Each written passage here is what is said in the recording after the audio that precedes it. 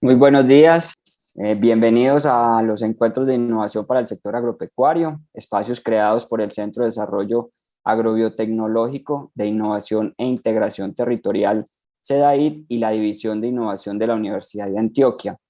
Espacios que pretenden reunir a los diferentes actores del sector agropecuario en torno a las innovaciones que transforman el agro e impulsan el desarrollo rural. Agradecemos como siempre a Ingenia de la Facultad de Ingeniería de la Universidad de Antioquia, equipo que nos brinda el soporte tecnológico para llegar a ustedes a través de la virtualidad. Nuestra charla de hoy hace parte del ciclo de conferencias en sanidad vegetal organizado con el apoyo del Grupo de Investigación en Bacteriología Agrícola y Ambiental BAIA de la Universidad de Antioquia. La emergencia del control químico de enfermedades en plantas representó un crecimiento sustancial de la producción agrícola en el siglo XX.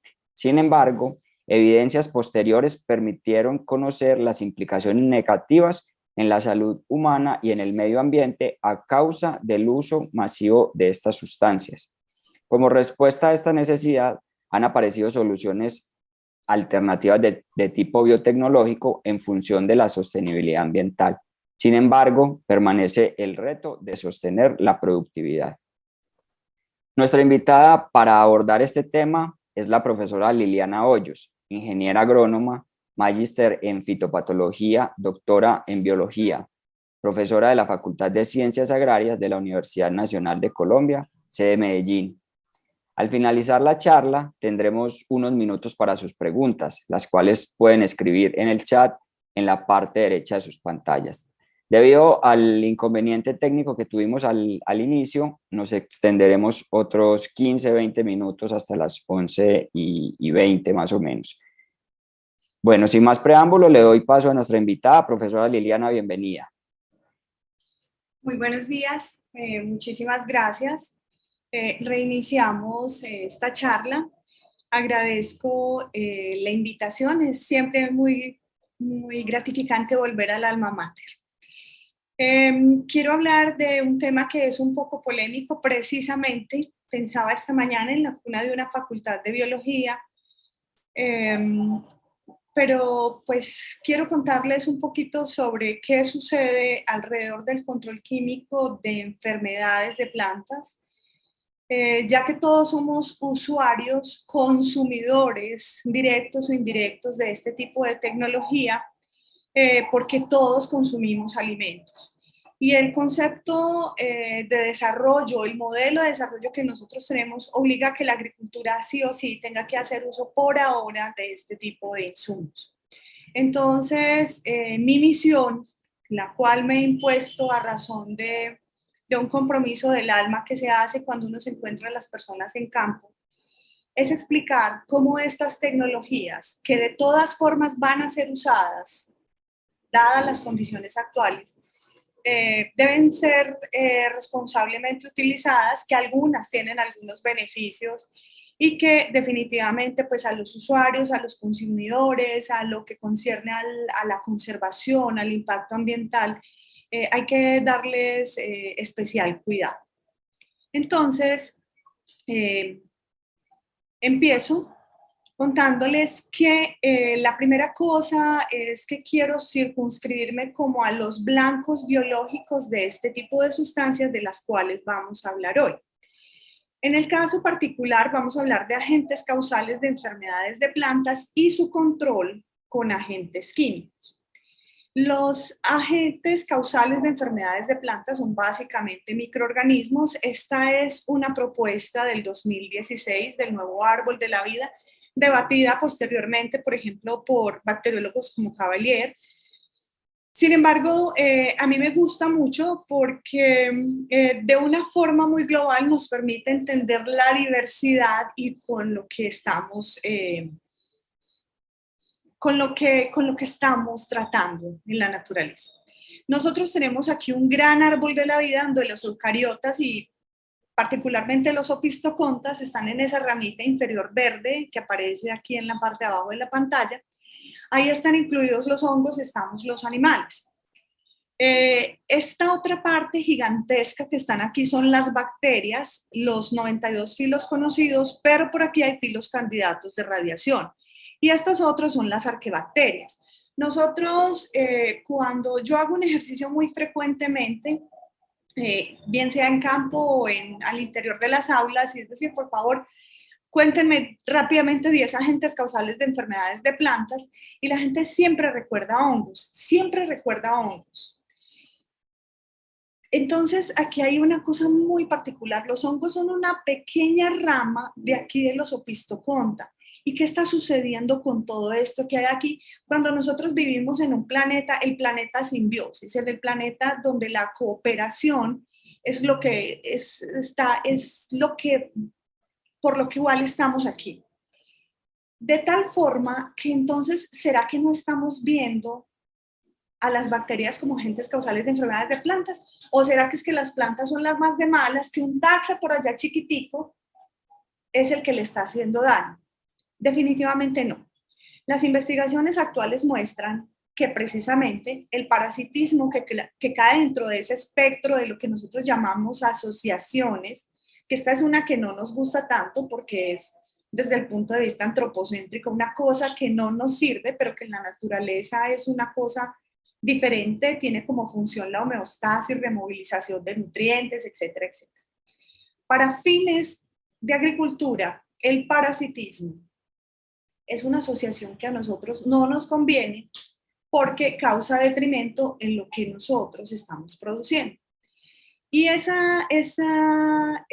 llamado de atención sobre los agentes causales tan centrados en hongos o en otros como nematodos, como virus, como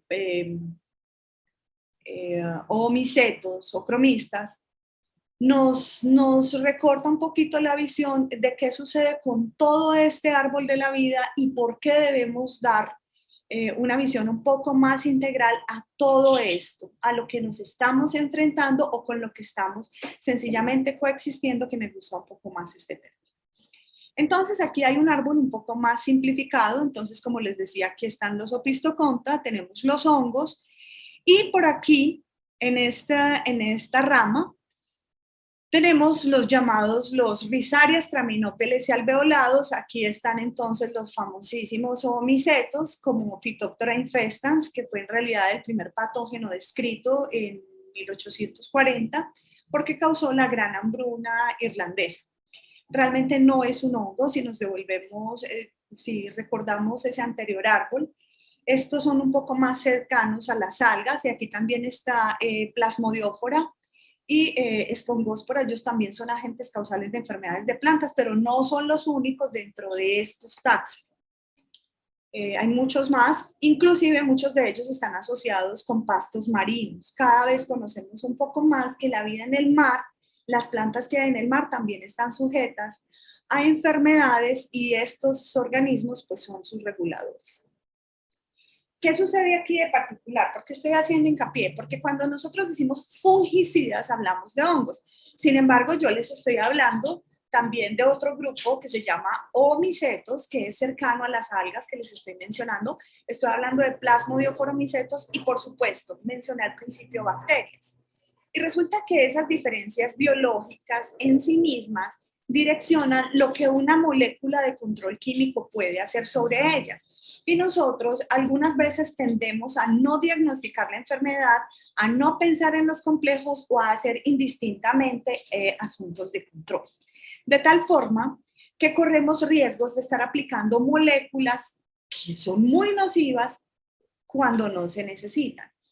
Por tanto, hay propuestas nuevas después del llamado a repensarnos el concepto de especie de Taylor en el año 2000, luego Hibbett y colaboradores en la reorganización taxonómica de altos taxa que hacen en hongos, y posteriormente hay un autor muy joven que se llama Leo Tedersó, que es primer autor o coautor de varios de estos artículos nuevos, donde ellos abren a un espectro enorme de filum los hongos, y nos está enseñando que nosotros solamente veíamos entonces los ascomicetos, los basidiomicetos, y por allá los quitridiomicetos.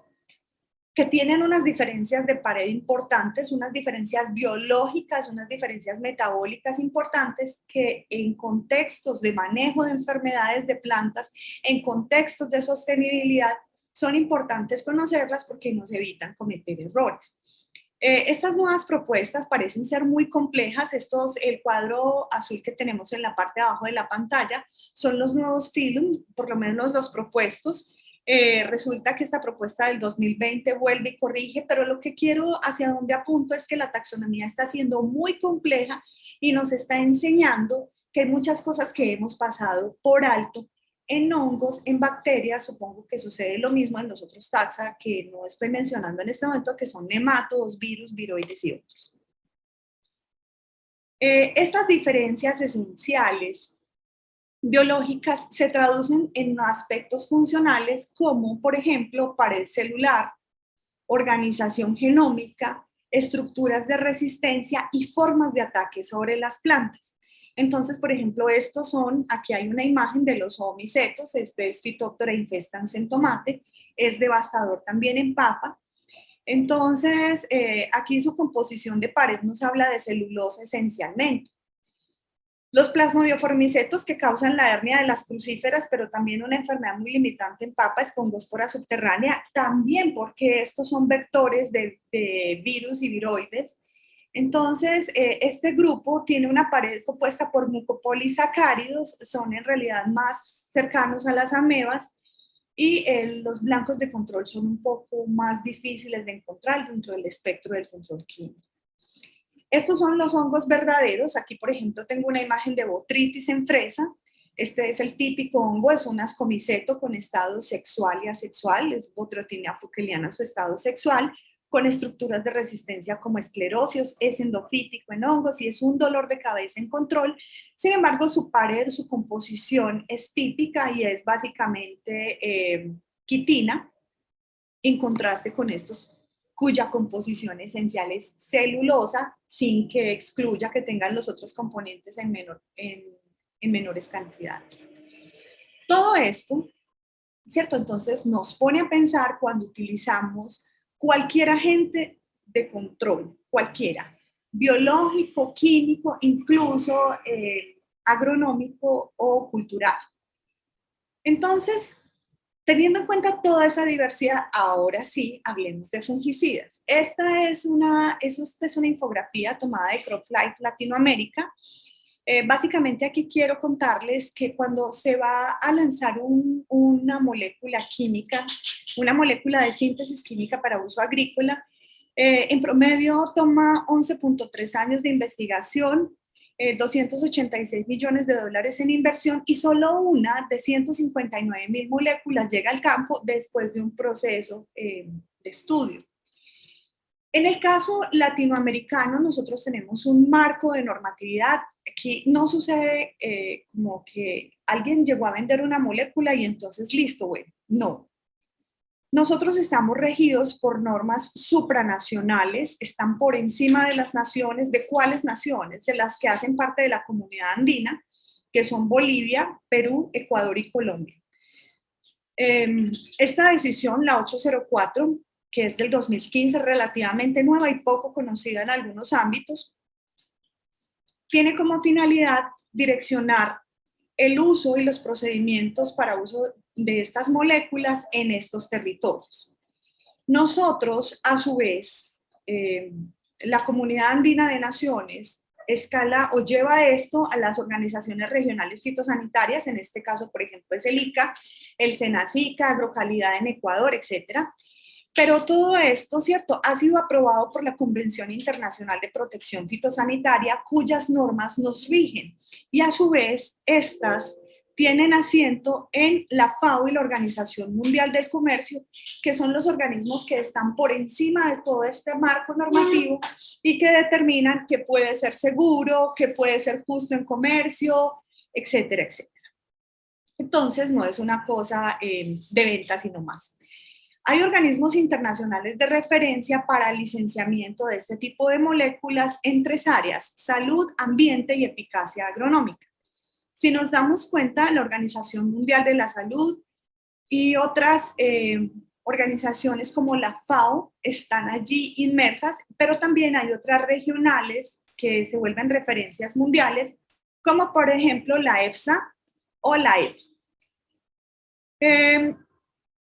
Pero entonces cuando nosotros estamos hablando de estas moléculas, ¿cierto? Les decimos plaguicidas o pesticidas, pero este es un grupo realmente muy grande. Este es un nombre amplio que agrupa a moléculas utilizadas en protección de plantas. Cuando nosotros hablamos de fungicidas, entonces nos circunscribimos a estas moléculas que sirven es para el manejo de enfermedades. Y aquí hay una definición que dice, es un tipo de plaguicidas que controla la enfermedad fúngica. ¿Seguro? ¿Seguro? ¿Está bien puesto el nombre? Pues no, realmente no, porque aquí hay unas consideraciones. Yo les acabo de hablar de bacterias. Las bacterias y los antibióticos están incluidos dentro de los fungicidas. Por ahí no es el nombre, ¿cierto? Adicionalmente, la FAO en este manual del 2013, que sigue actualizando en su propia página de fungicidas y resistencia a fungicidas, nos dice claramente lo que ya muchos artículos y las investigaciones dicen. La etimología de la palabra fungicida habla de una molécula que mata, pero en realidad la mayoría de estas moléculas no matan al organismo, regulan el crecimiento y esa concentración reguladora de crecimiento en acción continua es lo que causa la muerte, ¿cierto? Entonces la mayoría de ellos, como dice la imagen, son fungistáticos. Estas moléculas tienen tres nombres. Nosotros generalmente manejamos los nombres comerciales o los nombres técnicos, pero pues tienen un nombre IUPAC. Por ejemplo, aquí hay una molécula de amplio uso en agricultura, es un fungicida protectante que protege en superficies, es el Mancozeb. Este es el nombre químico. Este es un complejo de etilenbisditiocarbamato de magnesio y de zinc. Esta es la fórmula empírica y este es el nombre IUPAC, pero entonces nosotros pues no vamos a estar acudiendo a este nombre largotote, entonces utilizamos un nombre común para cada una de estas moléculas. En el caso específico de este nombre técnico o nombre común es Mancozeb. Bajo este nombre, entonces, muchas marcas comerciales venden este producto. Y este producto es vendido con el ingrediente activo que es el anterior, es el compuesto propiamente biocida o el fungistático, o como quiera que se le diga, que es el controlador de hongos o el regulador, más componentes inertes, más aditivos. Entonces nosotros siempre vamos a tener un nombre comercial que nos dice, este es Mancozeb al 80%. ¿Qué son el resto? Inertes y aditivos. ¿Cuáles aditivos? Surfactantes, adherentes, protectores de ultravioleta, en fin, hay un espectro amplio de aditivos. Hay otros que están al 45%, hay otros que están en mezcla, entonces la etiqueta nos debe decir en qué proporción está cada una de las moléculas en sus nombres técnicos. Y entonces esto nos da idea de qué tipo de compuesto se trata. Ahora, cuando nosotros estamos hablando de vegetales, entonces propiamente dichos, nosotros tenemos una clasificación de este tipo de moléculas que es por movilidad, tipo de protección, puntos de acción, modo de acción y origen de la molécula. Yo les voy a hablar de todas estas y me voy a detener en origen de la molécula y modo de acción, porque son los que son relevantes para agricultura y es donde somos más proclives a cometer errores. En cuanto a movilidad de la planta, la tecnología ha avanzado bastante a este entonces. Nosotros hablamos de protectantes y sistémicos. Los protectantes son, como su nombre bien lo dice, aquellos que están por encima de las superficies que con un aguacero de 13 milímetros, si no hay un aditivo que los adhiera, pues pueden lavarse. Estos se lavan fácilmente. Hay otros que entran directamente a la planta, son los que llamamos sistémicos, pero dentro de los sistémicos, ¿cierto? Hay una clasificación de fungicidas que es bastante dinámica. Yo les estoy presentando esta, sin embargo existe una cuarta categoría, una quinta categoría, y hay una categoría que puede fusionarse con otra. Las propuestas son diversas. Lo importante aquí es que el movimiento o hacia donde se mueva el fungicida direcciona la forma de aplicar el fungicida y la cantidad de agua en la cual este va disuelto. Entonces veamos los ejemplos. Dentro de los sistémicos, que son estos que entran a la planta, ¿cuántos hay? ¿Cómo son? Los primeros de ellos son los anfimóviles. Los anfimóviles se supone se mueven vía xilema y floema.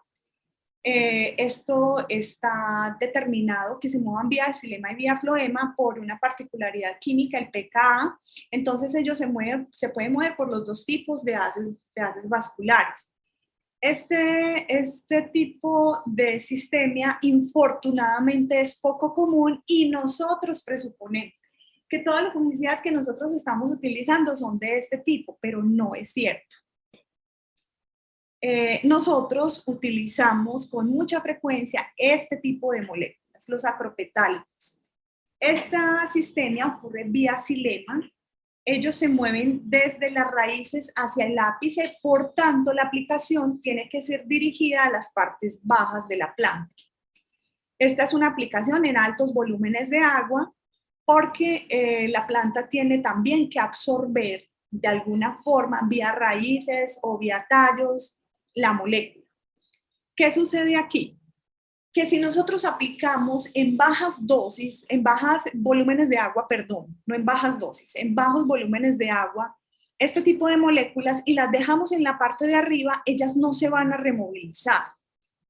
Si las aplicamos en la parte de arriba de la planta y no hay contacto con la parte de abajo queda desprovista de protección. Entonces, es supremamente importante que nosotros entendamos cuál es la modalidad de movimiento de un fungicida para saber cómo debemos dirigir la aplicación. Entonces, este es el acropetálico. Tenemos otros que se llaman basipetálicos que se mueven vía floema, pero el floema puede tener varias direcciones, entonces en algún punto puede similar a los anfimóviles. Este es también un fungicida poco común. Los acropetálicos, vuelvo y les reitero, son los más comunes, los que más utilizamos.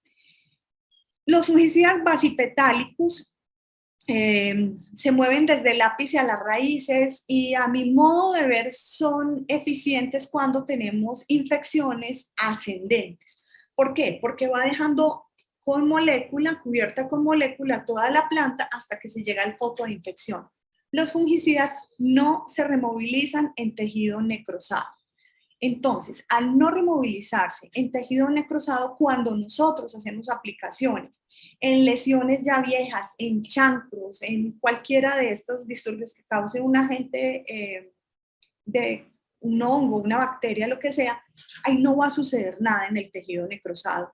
Lo que nosotros realmente hacemos es proteger el tejido verde, de tal forma que entonces tenemos que estar muy atentos a este tipo de movilidad. Si tenemos un problema arriba, entonces nosotros debemos utilizar fungicidas acropetálicos que vayan deteniendo por ese tejido verde el descenso de la enfermedad, por ejemplo. Ahora, hay un cuarto tipo de fungicidas sistémicos, se llaman los local sistémicos o traslaminares. Estos son, digamos que un intermedio entre los de contacto y los sistémicos. Tienen de particular que sencillamente donde caen atraviesan la lámina foliar, pero no se removilizan. Si una parte de la planta, por cobertura, porque el follaje es muy grande, porque la tecnología de aplicación no dio y quedó sin cubrimiento, esa parte quedó desprovista del fungicida, igual a como sucede con un fungicida de contacto. Tienen una traslocación limitada.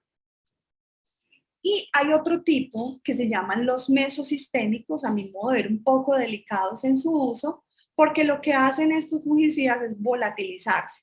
Por ejemplo, el trifluocistrobin es una de estas moléculas. Ya les voy a contar qué es el trifluocistrobin, qué tipo de molécula es.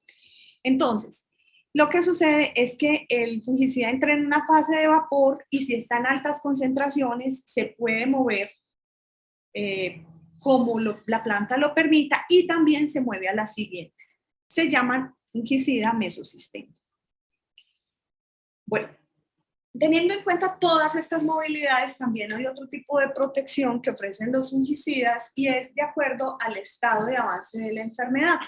Aquí hay algunas cosas con las cuales uno podría discutir. Hay algunos que son preventivos, para mí la mayoría lo son.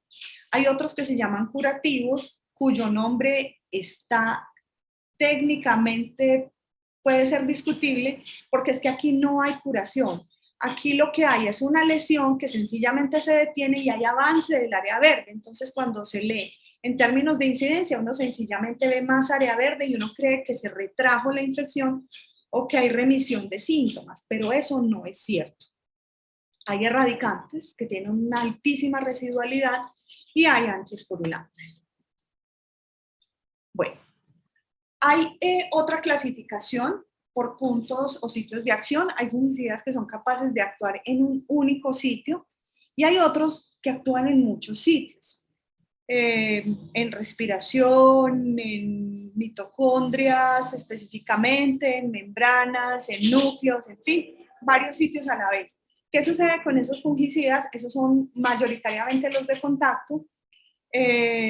No generan resistencia tan fácil porque el microorganismo está siendo atacado en varios flancos, en contraste con los que son in sitio, donde se pueden generar mutaciones rápidamente o en la mayoría de las veces.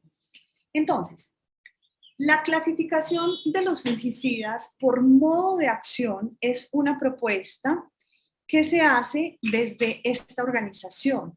Se llama la FRAC, el comité FRAC, Fungicide Resistant Action Committee. Esta es, al igual que estas otras que les voy a mostrar aquí, que es para herbicidas y esta para insecticidas, son unos comités que están configurados, cuyos miembros son personas de la industria de la fitoprotección. El objetivo de estos comités es que las moléculas tengan una duración en el tiempo, ¿cierto? Que su manejo sea responsable y que no se genere resistencia rápidamente. Entonces, uno puede acceder a cualquiera de estas tres páginas, ¿cierto? Y por ejemplo, a la FRAC específicamente, que es la que vamos a revisar hoy en publicaciones, hay varios documentos, son la bibliografía de lo siguiente que les voy a mostrar, todas las publicaciones de la FRAC. Allí uno puede acceder a toda esta información a veces cada 3 meses está siendo actualizada, porque se estudian las moléculas, se adicionan nuevas, se cambian otras, se retiran otras. Entonces, esta información, más la información de los vademecum nacionales con moléculas aprobadas por los organismos regionales fitosanitarios, son de suma importancia porque son los que nos ayudan a entender cómo es que nosotros hacemos aplicaciones en un cultivo. Entonces, me voy a volver acá. La FRAC clasifica los fungicidas por diferentes modos de acción. El modo de acción, a diferencia del mecanismo de acción, y aprovechemos este listado, el modo de acción es el qué hacen, ¿cierto? Entonces, por ejemplo, los fungicidas de este grupo actúan en la biosíntesis de esteroles, ¿cierto? Pero entonces cada grupo está subdividido en varios, a su vez, y ellos dicen, entonces, por ejemplo, el G1 puede actuar en la enzima número 3 de la ruta metabólica, que es cualquier enzima, entonces ese es el mecanismo de acción. Entonces, el modo de acción es el qué y el mecanismo de acción es el cómo. Ya vamos a ver un ejemplo. Entonces, bueno, aquí les dejo estas, son súper importantes para mirar y quiero que veamos entonces algunos ejemplos. Cuando estamos viendo el modo de acción A, metabolismo de ácidos nucleicos, esta es la información que nosotros encontramos consignada en la FRAC. Entonces, aquí tenemos este grupo que actúa en la síntesis de ácidos nucleicos. Este grupo tiene 4 subgrupos. El primero actúa en la ARN polimerasa, el segundo en la adenosíndeaminasa, el tercero es un grupo propuesto que no se sabe, pues está entre la síntesis de ADN y ARN, y el cuarto actúa en la girasa. Esta es un tipo de molécula que es bactericida, ¿cierto? Entonces, este se llama ácido oxolínico, y entonces, cuando nosotros leemos, por ejemplo, esta ficha en contraste con esta otra, que son las fenilamidas, vamos a ver que tenemos un modo de acción que es el que hacen interrumpir la síntesis de ácidos nucleicos o interferir en la síntesis de ácidos nucleicos. Pero entonces, el mecanismo de acción es, esto nos sugiere el mecanismo de acción. En la ARN polimerasa 1 debe haber una interferencia. Ese es el mecanismo, es altamente específico. Aquí, entonces, quiero que exploremos un poquitico este ejemplo. Estas son las fenilamidas, y dentro de las fenilamidas hay 3 grupos. Vamos a leer las primeras, que son las acilalaninas. Aquí está el metalaxil, metalaxil-M, furalaxil, venalaxil y venalaxil-M. Todos estos son para oomicetos. Primer grupo de la FRAC, primer subgrupo, y no actúa en hongos. Es precisamente para oomicetos. Entonces, por eso el nombre de fungicidas debe ser en los futuros años repensado. Aquí en la FRAC nosotros tenemos comentarios sobre resistencia y grupos de resistencia. Entonces nosotros entramos y leemos qué riesgo de resistencia hay. El grupo de resistencia que nos dice: señor asistente técnico o señor productor, en este grupo de fungicidas usted no puede utilizar 2 veces seguidas el fungicida en un cultivo, o lo debe utilizar en mezcla con un multisitio, porque estos son unisitios, estos son sistémicos y unisitio. Además le dice, por ejemplo, cosas como estas: usted no puede exceder el 33% de las aplicaciones que vaya a hacer en el cultivo en esta molécula, porque al siguiente ciclo va a tener resistencia. Entonces, ese es el tipo de particularidades que nosotros leemos en esta información de la FRAC, que la tenemos que tener en los celulares. Cuando estamos hablando de las fenilamidas, entonces nosotros nos encontramos con cosas como estas. A nosotros nos venden metalaxil, nos venden furalaxil, venalaxil, M o venalaxil sin la M, ¿sí? Si es levógiro, dextrógiro, en fin. Y sencillamente estas son moléculas del grupo de las acilalaninas. Yo quiero que detallemos algo aquí muy particular. Las acilalaninas tienen un core, una molécula, un grupo de moléculas núcleo, son todas comunes, ¿cierto? Y hay unos pequeños cambios, por ejemplo, aquí entre el metalaxil y el furalaxil, aquí está este anillo, ¿cierto? Y otro tipo de cambios por aquí. En realidad, la parte activa de estas moléculas está en este núcleo común a todas ellas, ¿cierto? Estas otras cosas, pues son moléculas o compuestos o otro tipo sí, de átomos que están ahí adicionales a la molécula, que hacen que tengan un nombre distinto, que comercialmente tengan un nombre distinto, pero ellas son exactamente lo mismo. Por tanto, hay riesgo de resistencia cuando usted rota. Usted dice, no, voy a entonces utilizar un metalaxil y luego un furalaxil y luego un venalaxil. Pues está haciendo lo mismo, porque fíjense que las moléculas son exactamente lo mismo. Entonces, una de las cosas que nosotros hacemos en agricultura es tomar este listado de modos de acción, y rotar. Esta vez aplico el grupo A, esta vez el grupo G, la siguiente el grupo M, y vuelvo y me devuelvo al E. En fin, estas son una de las recomendaciones que debo hacer al final. Bueno, entonces aquí hay resistencia cruzada, lógicamente, por esa particularidad molecular que les acabo de mencionar.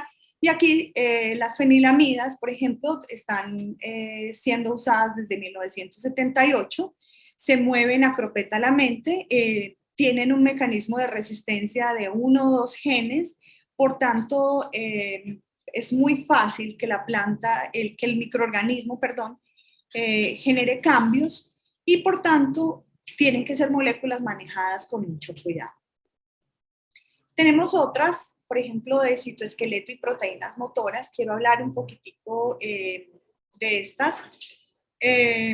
Estas eran moléculas muy ampliamente utilizadas hace algún tiempo, como el Benomil, que genera resistencia muy rápido, inclusive en poblaciones que nunca han tocado, que nunca han sido en teoría trabajadas con Benomil, tienen resistencia al Benomil.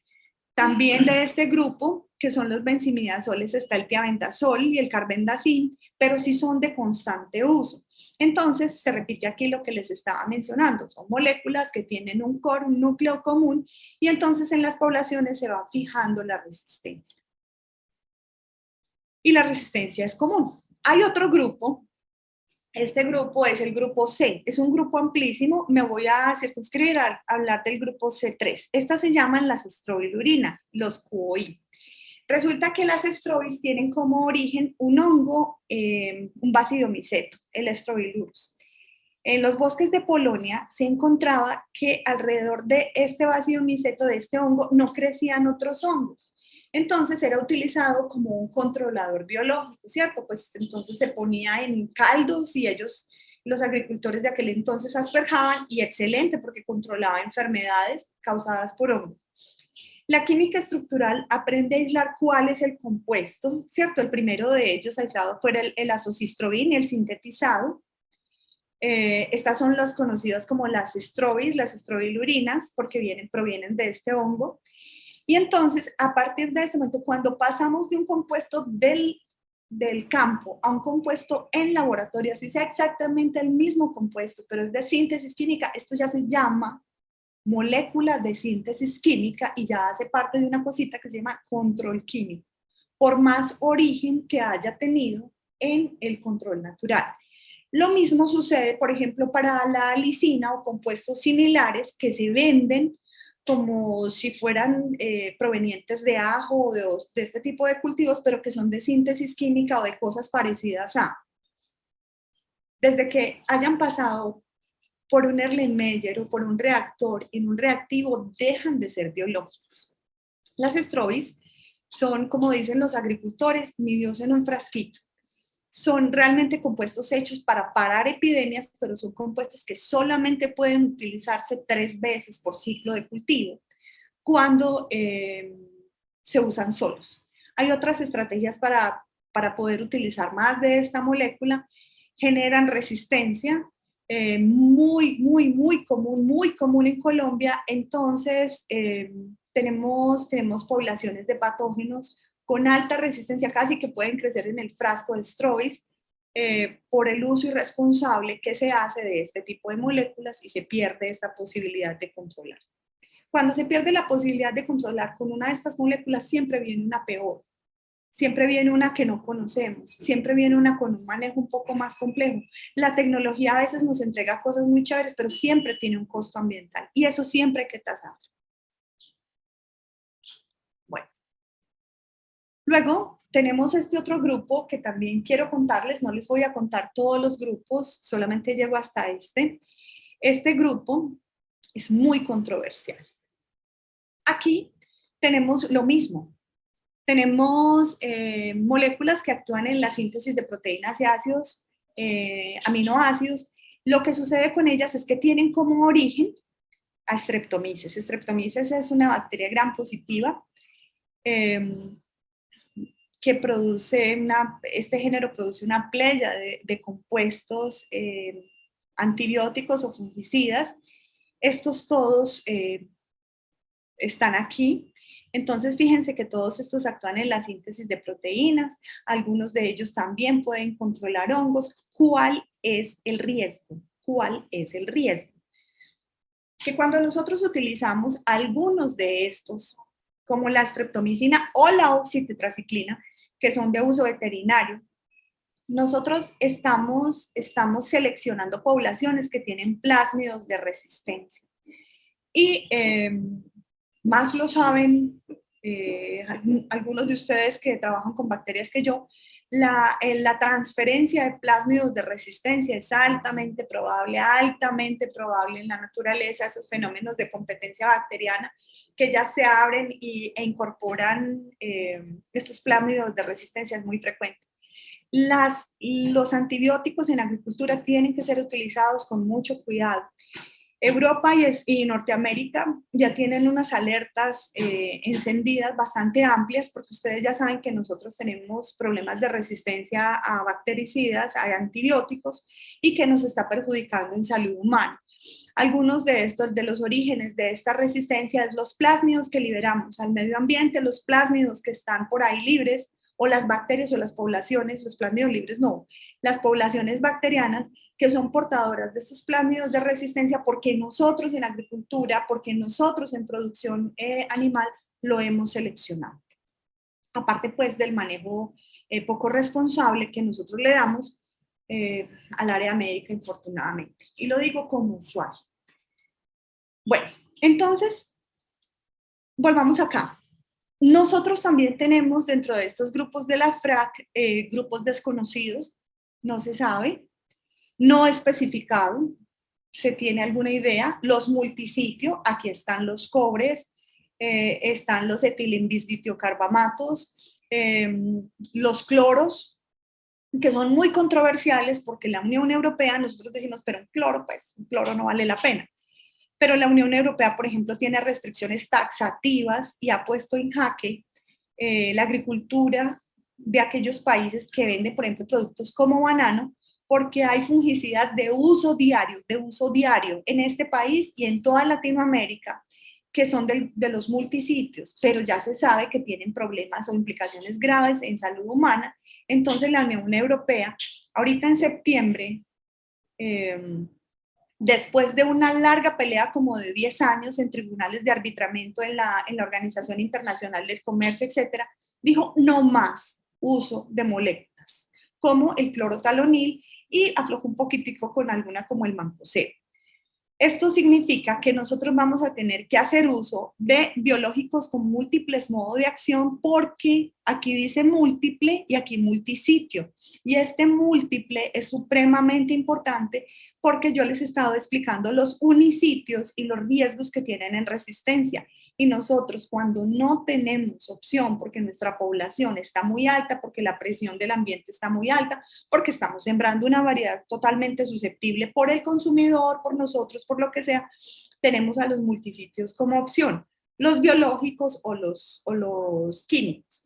Pero si a los multisitio químicos se les están poniendo restricciones, esta es una oportunidad para el desarrollo de biológicos, pero esto es una oportunidad que nos cogió tarde, porque desde el 2006 se empezó a decir que estas restricciones iban a suceder. Aquí estamos, con la restricción y tratando de producir sin moléculas de las cuales se es dependiente por el manejo de poblaciones de patógenos. Bien, entonces vamos a este punto. Estas moléculas tienen dos tiempos, el periodo de carencia y el periodo de reingreso. Estas consideraciones de periodo de carencia y periodo de reingreso, permítanme, yo avanzo un poquito más acá, así, hacen alusión, a estas medidas de toxicidad, a la dosis letal oral y a la dosis letal dermal. La dosis letal oral, como ustedes lo pueden ver aquí, pueden leer la especificación, la definición exacta, pues es sencillamente cuando es ingerido, ¿cierto? Y entonces, mientras menos ingieras y más daño te hagas, pues entonces el riesgo es mucho más amplio. Hay otra que es la dosis dermal. Mis muy queridos colegas o personas que trabajamos en campo. La dosis letal dermal es la cantidad de producto que en tu piel puede entrar o puede ser absorbida. Entonces los cultivos, salvo algunos muy disciplinados como flores, banano, en fin, de alta tecnificación, no tienen a la entrada, que los cultivos deben tener una única entrada, una marca donde diga, acabamos de aplicar este producto, no puede usted entrar porque la dosis letal dermal es muy alta. Eso nunca se lo dicen a uno y este es un riesgo profesional. Aquí está. Entonces, a veces se pueden aplicar productos muy tóxicos, a veces no tóxicos, pero en cualquier caso hay que avisarle a la gente para dónde va. A los cultivos, como son negocios, deben estar marcaditos con todo este tipo de especificaciones. Acabamos de aplicar un producto con una cosa que se llama periodo de reingreso. El periodo de reingreso es al cuánto tiempo el fungicida o la molécula se ha absorbido, que ya cuando pases con tu lleno en chores o descalzo, como hacen muchos de nuestros agricultores, pues ya no se absorbe, ¿cierto? Ese es el periodo de reingreso. Pero hay otro que se llama el periodo de carencia. Está fijado por el Códex Alimentario y eso está determinado por la vida media de las moléculas y es al cuánto tiempo puede ser consumido ese producto por esta niña y su papá, que es el agricultor de la foto, sin que haga daño. Entonces, el periodo de carencia hay que respetarlo. Nosotros no podemos hacer aplicaciones de fungicidas cuando nosotros, por ejemplo, tenemos un periodo de carencia de 20 días y vamos a cosechar en 10 días. Eso quiere decir que el consumidor va a tener el producto vivo en su boca. Entonces, siempre dentro de las prácticas de cultivo hay gente que critica mucho las aplicaciones calendario. Las aplicaciones calendario sí son malas. Lo que no es malo es hacer calendarios para planear. Entonces, tienes la epidemiología, tienes los ciclos de los patógenos, la historia de susceptibilidad y una planeación sobre moléculas que puedes o no utilizar y tienes que respetar el periodo de carencia. Nosotros somos supremamente juiciosos con los periodos de carencia para los productos de exportación. Para los productos nacionales, no. Y estos niños, es por los cuales yo estoy dictando estas charlas. Por estas personitas que consumen o esas otras personitas que están ahí con un asadón todos los días, que no conocen esto y cuya responsabilidad de informar sobre estos riesgos es nuestra. Periodo de carencia, periodo de reingreso. Son supremamente importantes y deben estar presentes en cada etiqueta o en cada marcación de cultivo, para evitar precisamente cosas como estas. Esto es de la Organización Mundial de la Salud, donde nos clasifican los productos y nosotros pues ya mayoritariamente utilizamos productos ligeramente peligrosos, que es una forma muy eufemística de decir nos vamos a morir, pero nos demoramos un poquito más. No, la idea es que no suceda, que no haya riesgo y nosotros podemos evitar el riesgo, ¿cierto? Podemos evitar el riesgo haciendo un mejor uso de estas moléculas, evitando que haya resistencia. Cuando evitamos que haya resistencia, entonces evitamos que tengamos que utilizar más frecuentemente. Si antes lo utilizábamos cada 2 semanas, ahora 2 veces por semana. Si antes utilizábamos 10 gramos por litro, entonces ahora utilizamos 20 gramos por litro. Si antes utilizábamos un producto, ahora utilizamos 3. Cosas como estas. Entonces, todo esto sucede es porque nosotros manejamos las poblaciones de patógenos con una presión de selección, como está aquí en la gráfica, ya estoy finalizando, donde nosotros en una primera generación tenemos todo un pool de genes en esa población y seleccionamos los resistentes. En generaciones posteriores, nosotros tenemos patógenos que tienen estrategias genéticas muy elaboradas. Aquí el concepto de especie que nosotros conocemos en mamíferos o en humanos no va. Ellos son supremamente plásticos en recombinarse, en tomar genes de otros, en fin. Entonces, rápidamente, si ese es el blanco de presión en esa población, pueden ser resistentes muy fácil. Entonces, nosotros tenemos 2 tipos de resistencia. Nosotros siempre pensamos que eso es una cosa progresiva, que se va dando en el tiempo, pero no. Hay una resistencia que es de único paso, se llama resistencia cualitativa o disruptiva, donde las poblaciones sencillamente de golpe, con una vez que lo hayas hecho mal, no te perdonan y ya son resistentes. Entonces, ¿cuáles son aquí las recomendaciones? Entender muy bien las interacciones biológicas. Yo vuelvo a mi origen, entender la biología de los organismos, entender la biología de los hospederos, entender la climatología, nos hace mejores personas y nos hace mejores técnicos, nos hace un poco más inteligentes frente a una cosa que tiene mucha más coevolución, muchos más kilómetros en este recorrido y sobre todo, que va a ganar. La otra cosa es que si nosotros tenemos que hacer uso de este tipo de alternativas, nosotros tenemos que pensar el contexto. A veces pelear con la naturaleza no es bueno. Yo se los voy a decir, esta es una charla técnica, pero yo sí voy a utilizar una palabra que tal vez se salga de ahí, pero hay que ser respetuosos con la mamá naturaleza, en serio. Hay momentos en los cuales esa no es la vocación, esa no es la zona, y no hay que pelear contra eso. No hay que pelear contra eso. La zonificación, el entendimiento de las condiciones epidemiológicas, el entendimiento de la luz, el entendimiento de la fisiología nos lleva a concluir si hay cosas ahí que estamos poniendo donde no son o si es el sitio adecuado como algunos desiertos. Y cuando esto hay que utilizarlo, hay que hacer una rotación de fungicidas. No por motivo de la charla y supongo que el objetivo no está aquí como hacer una rotación de fungicidas, pero pues con muchísimo gusto a quienes piensen que debemos hablar de esto, junto con fenología, que son las diagramas BBCH. A mí me gusta hacer esto, hablar de dosificación, porque creo que es una forma de proteger a la gente. Porque el uso de agentes de control biológico todavía como opción única está un poquito lejos. Y mientras eso va sucediendo, yo creo que la obligación de nosotros que accedemos a conocimiento y a información, que lo hace solamente como el 10% de la humanidad, y dentro de esa de calidad o superiores menos del 1%, nosotros tenemos la obligación de hacer cosas bien hechas. Así que cuando pensamos en esto, es mejor pensarlo con cuidado. Les recomiendo estas páginas web. Toda esta información está libre, todo lo que les mostré está libre.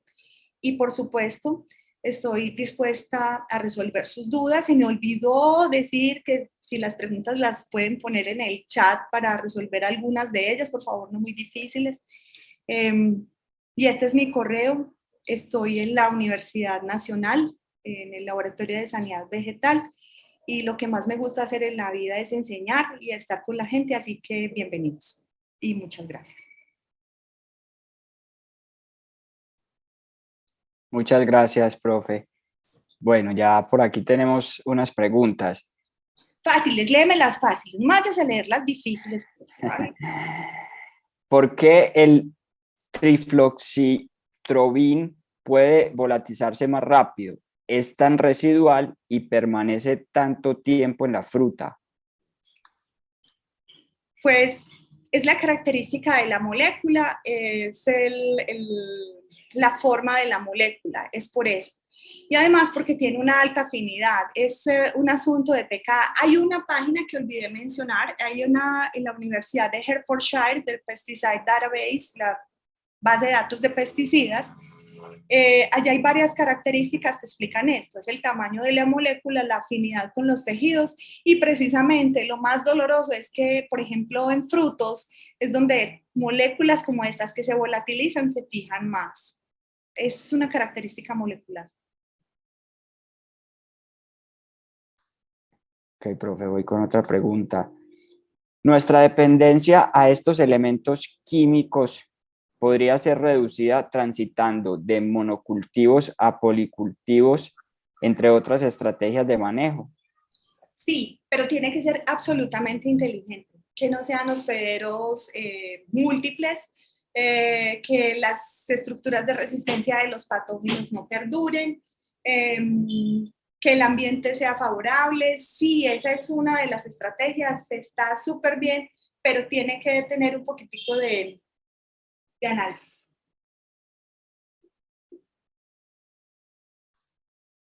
Gracias, profe. Otra pregunta. ¿Cómo asegurarle al consumidor que la fruta está libre de fungicidas si las casas comerciales no hacen un trabajo serio de curvas de degradación y el ICA no hace el control? Yo pienso que esto es un asunto muy difícil que sucede en este país. De pronto voy a hacer un comentario aquí, es que un país como este tan diverso debería ser federado, porque es que el centralismo nos mata. Definitivamente las organizaciones regionales fitosanitarias, no solamente por ejemplo en un país como este, sino en otros andinos cuya diversidad es enorme, tienen sobrepasadas sus funciones Y garantizarle eso al consumidor, mire, bajo el único escenario donde eso es posible es cuando, por ejemplo, en la Unión Europea, en laboratorios, te detectan partes por trillón de ciertos elementos y te dicen, te devuelvo este cargamento que me traes de Colombia, muchas gracias, no, te lo devuelvo, no, lo incinero. Pero para los consumidores nuestros, para nosotros es un poco más complicado. Porque nosotros si tenemos un poco de desprotección, tenemos un gran afán de vender y no crean que es de las grandes compañías, o sea, no hilemos tan fino. Vámonos a los profesionales y voy a hacer aquí una crítica, vamos a los profesionales del agro que se ufanan de hacer las super bombas de fungicidas o de insecticidas o de cualquiera de estos compuestos porque les va súper bien y sacan cultivos limpiecitos y uno dice a qué costo. Y cuando uno revisa los calendarios y lo que han hecho, le han hecho gastar al productor hasta 3 y 4 veces en una misma bomba el mismo ingrediente técnico. Entonces yo creo que esto es un asunto, y leemos un poquitico más cerquita, ¿cierto? Yo creo que esto es un asunto de educación y empieza por nosotros. Empieza por empezarnos a actualizar, por hacer lo que ustedes están haciendo, que es juiciosamente escuchar charlas y después de las charlas ir a leer los documentos que el expositor recomendó, ¿cierto? Ese tipo de cosas, ese tipo de estrategias. Porque el escalar esto a responsabilidad de Estado es bastante complicado cuando el signo pesos y el desconocimiento están de por medio. Gracias, profe. Nos preguntan si existe alguna entidad o ente gubernamental que se encargue de registrar o determinar resistencia de algún microorganismo frente a un producto o molécula en nuestro país. Sí, sí, hay laboratorios particulares que, por ejemplo, hacen monitoreo a patógenos específicos. Te voy a mencionar, por ejemplo, Cenibanano le hace monitoreo a los agricultores, a los productores bananeros de resistencia de cigatoca o de niveles, no de resistencia, de niveles de tolerancia de cigatoca a algunos de sus fungicidas. Y con estos, digamos que con este censo que se va haciendo in vitro, entonces se pueden ir ajustando los calendarios de las aplicaciones o los listados de productos aplicados, por ejemplo, en banana. Sé que también se hacen flores en algunos laboratorios particulares para peronóspora en la sabana de Bogotá y poco más.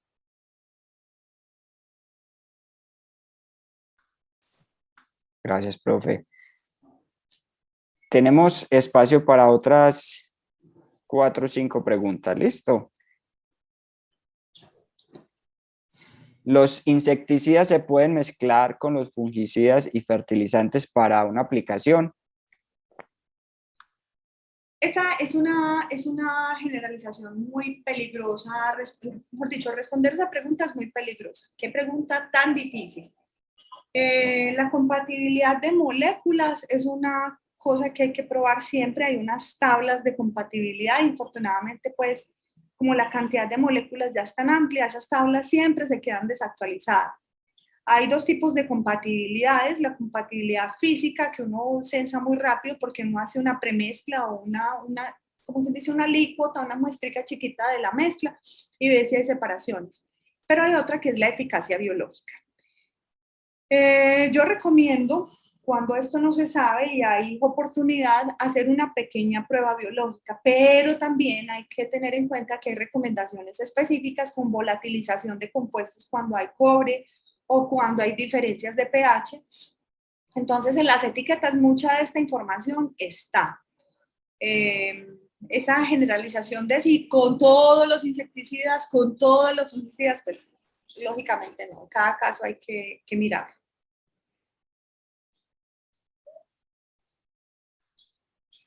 Profe, ¿qué tan frecuente es la emergencia de cepas de hongos resistentes a fungicidas de uso agrícola? ¿Es un fenómeno igual de frecuente a la de la resistencia de bacterias a antibióticos?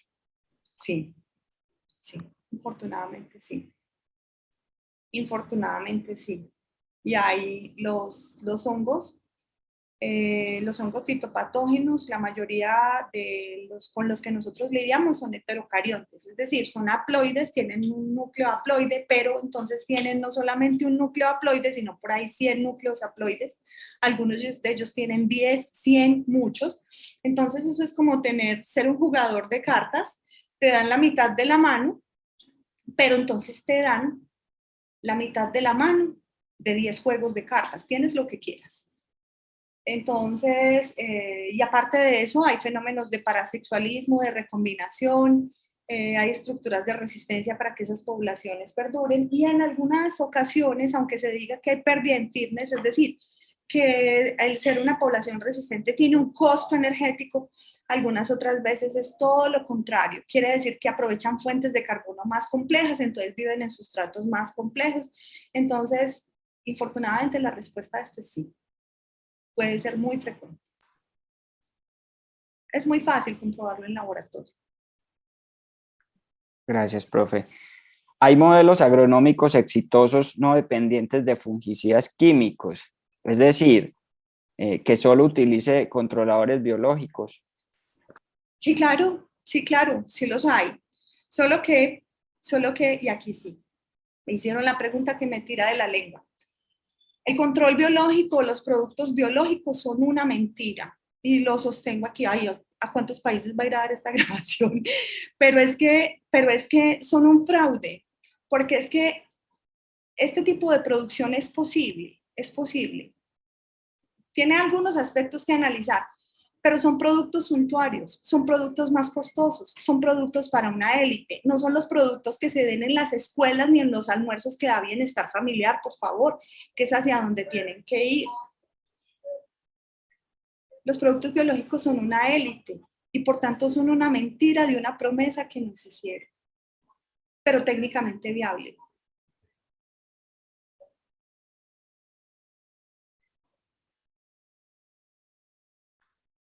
Ok, profe. Nos preguntan por si nos puede dar una opinión sobre la perspectiva de los SDHI. Esos son los inhibidores de la biosíntesis del ergosterol. Los inhibidores de la biosíntesis del ergosterol son el grupo G. Ese grupo tiene varias subdivisiones. La primera de ellas son los G1, que son los triazoles, que son los DMI. Estos son de los productos más utilizados en la agricultura. Este grupo tiene una particularidad, qué buena la pregunta, y es que los SDHI, al ser del grupo G, entonces sí se pueden rotar, sí puedes rotar el G1 con el resto de Gs. ¿Por qué? Porque los G1 están aguas arriba en la ruta metabólica y no se cruzan en ningún punto, ni hay feedback en la ruta metabólica y sí se pueden cruzar. ¿Qué problema tienen? Que generan muy rápido resistencia y entonces dependiendo de cuál sea el subgrupo de la FRAC, hay que observar las recomendaciones. Pero sin lugar a dudas, cuando estamos hablando del primer grupo de los DMI, de los triazoles o de los imidazoles, también están incluidos ahí, son de los fungicidas más utilizados, son muy eficientes, pero pues tienen que usar con mucho cuidado. Estos son el tipo de cosas que uno tiene que, aquí sí, hilar muy fino cuando está planeando una rotación, ¿cierto? Tiene que fijarse muy bien en el estado fenológico, en el tipo de molécula, en la sistemia, en la dosis, que es una cosa pues que uno no tiene tiempo de conversar mucho en estas charlas, pero que es posible utilizar. Y que además se pueden mezclar, por ejemplo, con los QOIs, o se pueden mezclar con los multisitios, y son muy eficientes.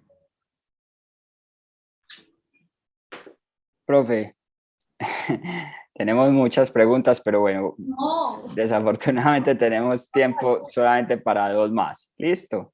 Listo.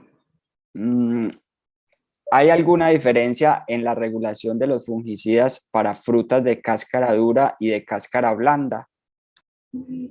Es un poco inespecífica la pregunta. Sí, obviamente siempre hay diferencias en la regulación, porque la vida media, la perdurabilidad de los fungicidas, dependiendo del tipo de tejido, depende mucho de la fisiología. Entonces, perdón, pero es una pregunta muy amplia.